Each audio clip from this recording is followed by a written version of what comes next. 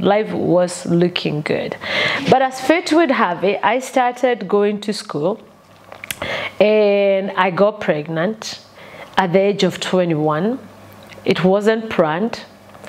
And well, it crushed me for a minute, because as much as the father of the child, who is still my husband now, was excited that we are pregnant, I felt I've let my parents down. I've let my sibling down. And the reason I felt this so strongly, and more importantly, I've let myself down. It was a low season in my life because I honestly begged my parents to take me abroad, to take me to UK, to be quite exact. And they listened. But being their firstborn, they had very high hopes in me. My mom had very high hope in me that the education she didn't get, when she got me, Mom, forgive me for saying you got me at an early age before you were 20. I won't say the age.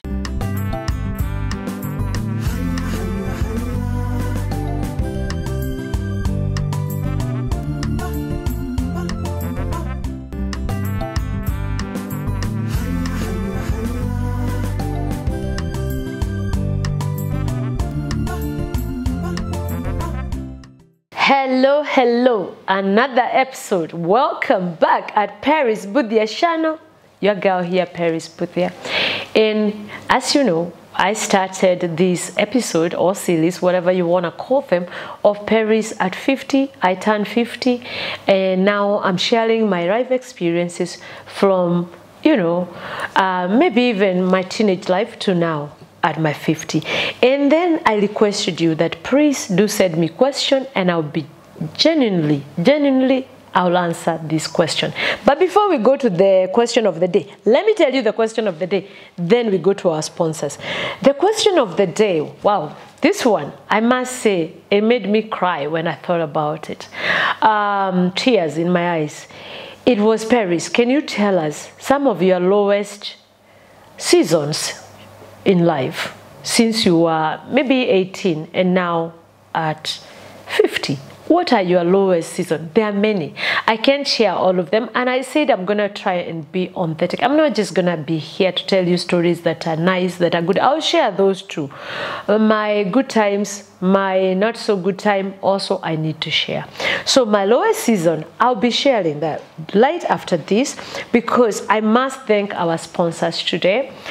This episode is sponsored by none other but Timeless Medical Spa in Lavington Mall, Nairobi, 6th floor. They do medical aesthetic. They treat skin, things like microdermabrasion, micro needling, oxygen botanical facials, oxygen infusion, IV therapy, vitamin therapy. They do so many things. You can visit their website, timelessmedicalspakenya.com, and you can call them and they'll be happy to serve you. Our other sponsor is Oxygen Botanical Kenya. It's product infused with pure oxygen. It's manufactured in Canada, and they just came to Kenya. They'll be launching soon. We'll be telling you all about it. They are the people that have made me come back to this, because I love doing this and I had stopped it for a little while, and now we are back on PerisMbuthia TV. We'll be bringing you things.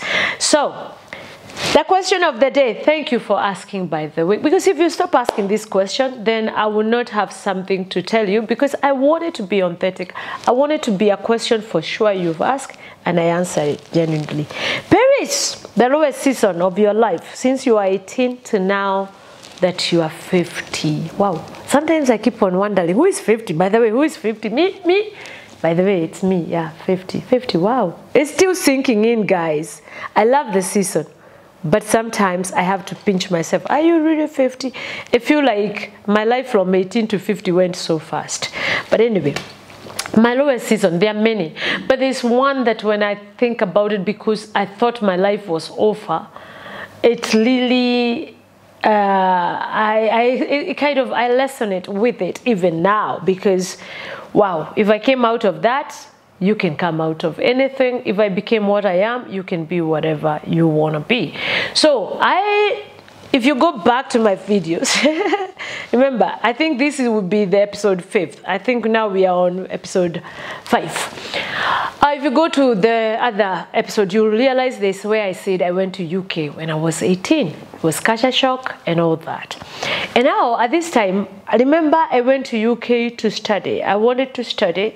I wanted to become a nurse. And I wanted better life. Yeah? Who doesn't want better life? I've left Kenya. I didn't have a job. I didn't have education. I just cleared high school. So I was looking for better life. Green pastures, if you may put it that way. And at 18, I loved my life. Life, new country. Like I said there before, new boyfriend. Life away from parent. Life was looking good. Life was looking good.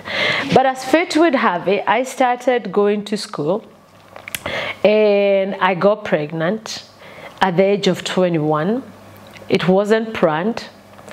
And well, it crushed me for a minute, because as much as the father of the child, who is still my husband now, was excited that we are pregnant, I felt I've let my parents down. I've let my sibling down. And the reason I felt this so strongly, and more importantly, I've let myself down. It was a low season in my life, because I honestly begged my parents to take me abroad, to take me to UK, to be quite exact. And they listened. But being their firstborn, they had very high hopes in me.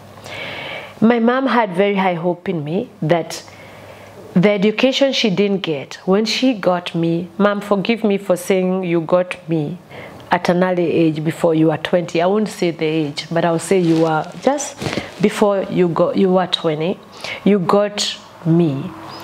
And so somehow, even though my life and my mom's life turned out okay, she was young. She was a young mother, and she never got to pursue her higher education as she would have loved to.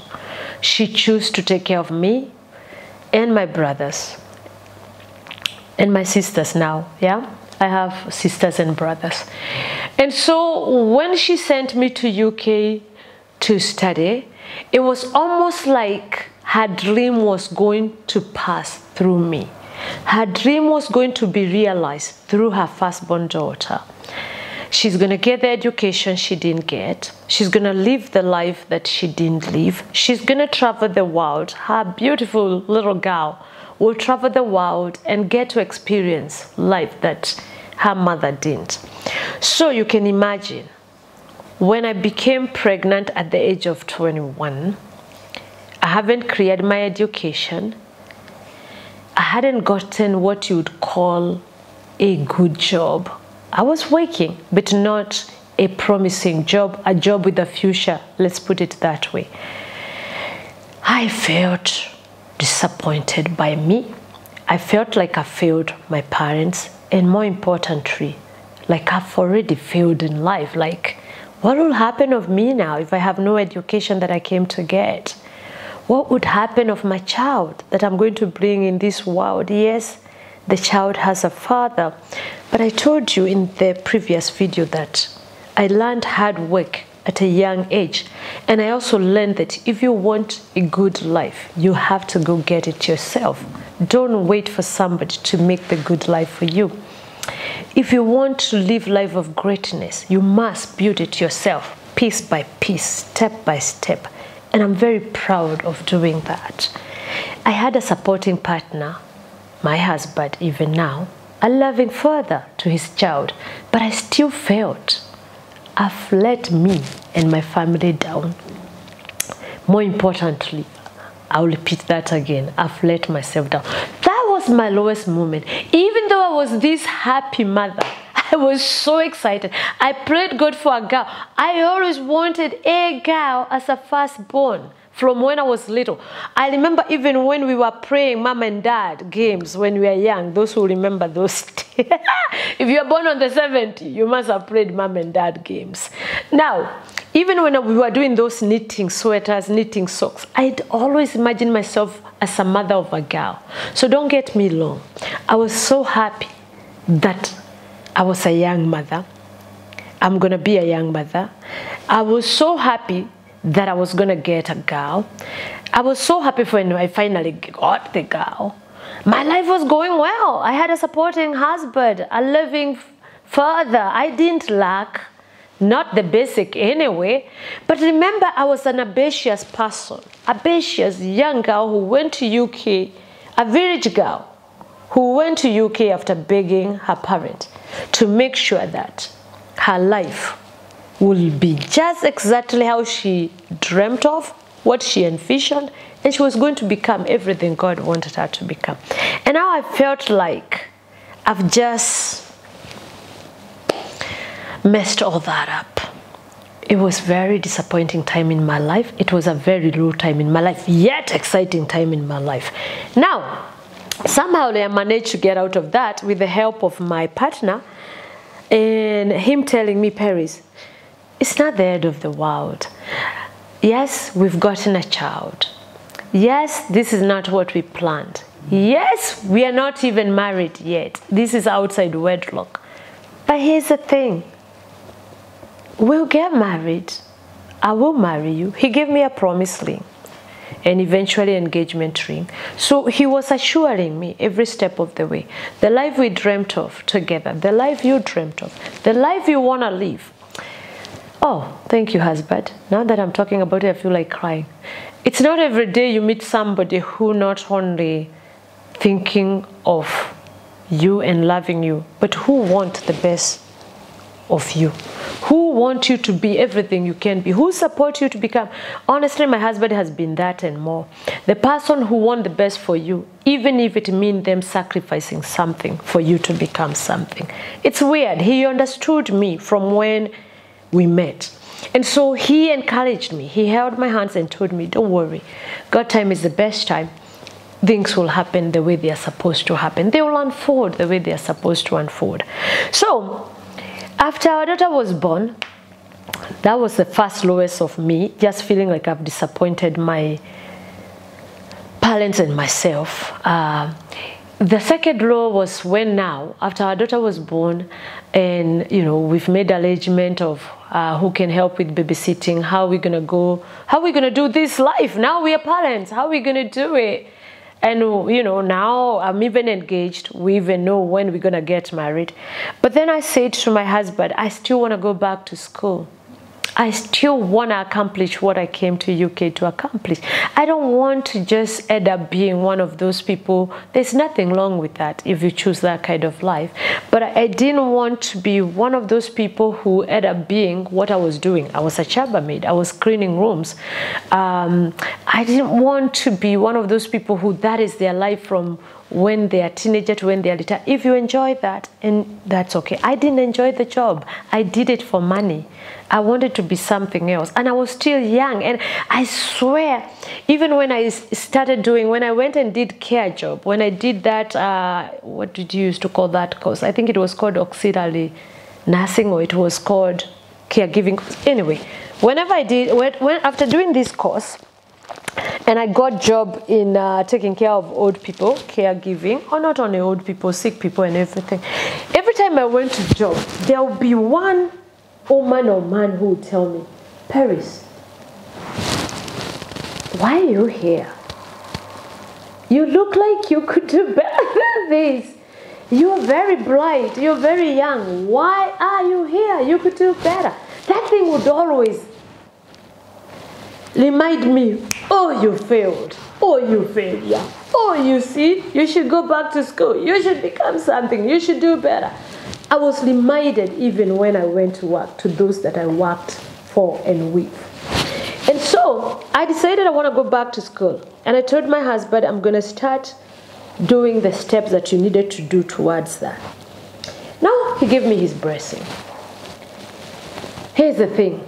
There was exams that you needed to do, written exam, before you could be accepted in college. I had to do exams. now to go back to school and continue to doing, not just, I wanted to do more than a certificate. I wanted something more, you know, because when you did nursing, auxiliary, whatever, those were just certificates. I wanted more. So my friends, I started preparing for the exams. Started studying, but remember now I'm a young mother. Let's call it a young wife. Even though I hadn't done the church wedding, I'm now married.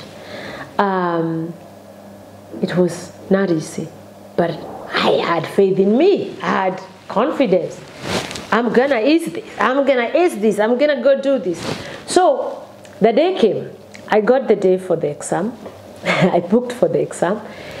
And we made arrangements so my husband can watch the baby, and I went to do the exam. I did the exam, and I was told the result would be out in about a week or two. I was so excited when I went home. I knew I had done well, and I was excited. I was going to go back to school. As you know, we talked about the money that need to be put aside for this and this. I was ready. I was ready, guys. So when I went home, my husband asked me, "How did it go?" And I go, "Wow, it went well. I'm so excited. They said the result will be between a week and two. I cannot wait." Now, listen, you guys. The result came out. See, they said between a week or two. They came out exactly after 1 week. So I received a phone call. Your results are out. Come pick them up. But then, those days there was no WhatsApp. So we didn't receive our result through WhatsApp and stuff like that. I don't know why they didn't use email either. I don't know. Emails were there. But anyway, I was told to come for your result. So I went for my result. It was more like you go for your result, but then you have a sit down with your career counselor or advisor. So I went and I was given the result. And the first thing she told me, Paris, I'm sorry to say, you did not meet the criteria to join this course at this time. You failed. Well, talk of law. I was so excited. I'm ready to go back to school, and now I'm being told I failed. On top of it, she said, you didn't just fail. You really failed. You did. By the way, guys, I don't do good with the exam most of the time. Even in high school, I was a smart person, but when it came to exam, for some reason, I would fail most of the time. I panic. I'm one of those students who do good practical, who do good during the class, but when it comes to exam, normally I overthink and I fail. But now I've learned how to do better in that, how to prepare better. But anyway, let's go back to here. So I didn't only fail, I really failed. And she was really disappointed, and she told me, you really need to think. You need to go home and sit down and think, do you even really need to do this course? Do you really want to have a career in this course? Because I don't think this is what you're meant to do. If you failed like this, wow, that was really below the belt. I was so disappointed again with myself. I felt so. And I didn't know how to go home and tell my husband that, wow, the blessing you've given me of going back to school ain't happening because I have failed. I felt like a failure again. That journey from my career counselor office to home was really long. And I had to go thinking hard that what she said, is it true? Maybe this is not the career path I should be taking. Is it true? Maybe I'm a failure. Maybe I'm not even meant to be educated. Maybe I'm not meant to have education. Maybe I should just stick to being a laborer. Maybe I should just stick to doing jobs that don't require any qualification where education is concerned. It bothers me. It bothered me. And I went home. And my husband, of course, excited to see me back. How did it go? I had to put this strong face and say, it went well, honey. I think I did well. And like I said, you know. No. Sorry, go back. This was the result after now. How did you know? What are the results? He's excited, waiting to see their result. Guys, I did not show him the result. I had, you know, I didn't know how to tell him that I had failed. So I told him, wow, they called me to discuss the courses that I'm going to do and everything. I lied. Yes, I lied. But the results are not out.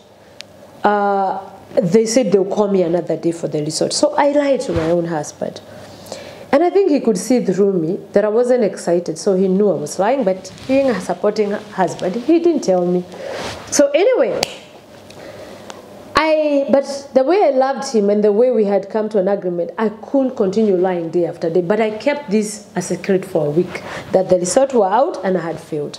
But after 1 week, I couldn't hold it anymore. So I told him, honey, there's something I need to talk to you about it. I failed the exam. I'm not going to university. Let's just forget I was university material or college material for that matter. Let's forget this education. But he again encouraged me. And the rest of the history, I'll tell you in the next video what happened. And did I ever go back to school? Did I do something? We'll talk in future as you continue asking me questions. But to say the least, this was my lowest time again, my second lowest. And I felt like a failure. But somehow, as you can see me now, I came out of it. So you're not what I'm trying to tell you in a nutshell, you're not your failures. If you learn from your fails, whatever you fail, if you fall down, if you dust yourself and you reprogram yourself and you go back in the drawing table and start again, you will get your heart desires met. You will make that dream come true. You'll go back to school if that's your desire. I went back to school. It's another story for another, for another day. And I'm not a failure. I don't think so. Even if you think so or anybody else thinks so, that is a you problem. It's not a me problem. If my parent thinks so, it is their problem, not my problem anymore. I got over that. And so, 18 to 50. Remember to go 50 pale pa confidence. So, yes, I now can say I'm not a failure. I went through that low season of my life, but I'm a strong person now because of it. So, until the next video, because I think I'm going to lap this here, continue with your question. Please, please, I'm really encouraged because it's even reminding me, my past. It's making me go through it's like a full circle. I'm having to go through my past to live my present in happiness. Thank you guys. I love you. If I haven't already told you that, thank you for subscribing. Thank you for sharing. Thank you for liking this video. And more importantly, thank you for sending more questions. See you on the next one. Until next time, stay blessed.